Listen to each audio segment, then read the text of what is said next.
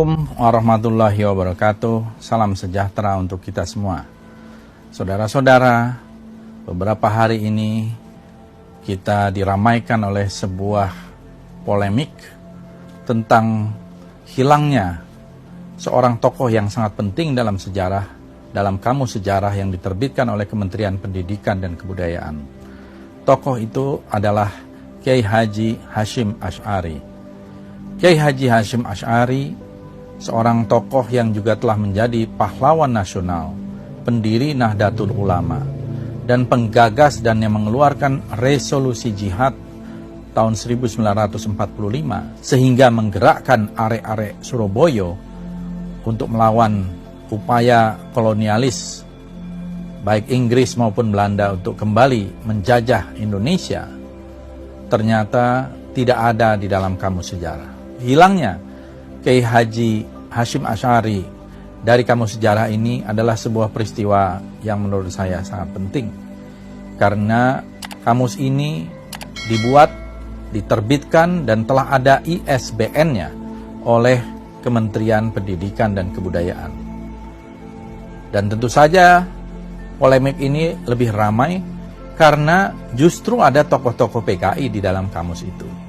Ada tokoh PKI seperti Sneflit, Musso, Darsono, Aidit, dan lain-lain. Bagaimana bisa tokoh penting seperti Kiai Haji Hashim Asy'ari tidak dibuat entry-nya di dalam kamus, sementara tokoh-tokoh PKI yang jelas-jelas berkhianat kepada Republik Indonesia dimuat dengan panjang lebar. Ada apa dengan Kementerian Pendidikan dan Kebudayaan? Dan ini menurut saya memerlukan satu investigasi yang serius agar sejarah tidak dibolak-balik, agar sejarah tidak dibelokkan. Kita tahu selama ini selalu ada upaya untuk mengembalikan sejarah dengan penuh keraguan, terutama yang terkait dengan komunisme. Sejarah tahun 1948 tentang pemberontakan PKI Musso di Madiun selalu dikatakan sebagai provokasi Hatta atau Red Drive Proposals. Ini adalah akibat Perang Dingin.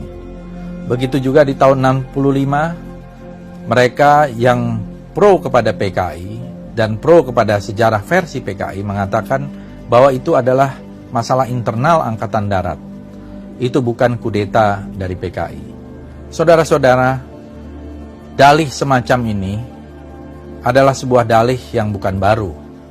Tetapi kita tahu bahwa semua buku kesaksian dan juga pelaku-pelaku ya, yang waktu itu masih hidup, yang kita percayai dan mereka adalah orang-orang yang pro kepada Republik seperti Muhammad Hatta, menjelaskan peristiwa 48 adalah sebuah kudeta yang didalangi oleh Musso dan kawan-kawan ingin menjadikan Republik Indonesia menjadi negara komunis, bagian dari Soviet ketika itu. Dan ini sebuah pengkhianatan karena mereka menusuk dari belakang ketika kita berjuang, berusaha melawan kolonialis Belanda, tiba-tiba PKI menusuk dari belakang pada saat yang sama. Begitu juga di tahun 65, para jenderal dibantai, dibunuh dengan sadis, disiksa, kemudian mereka dikuburkan di lubang buaya, dan besoknya saudara Untung membuat pengumuman tentang Dewan Revolusi yang mengangkat dirinya sebagai pemimpin.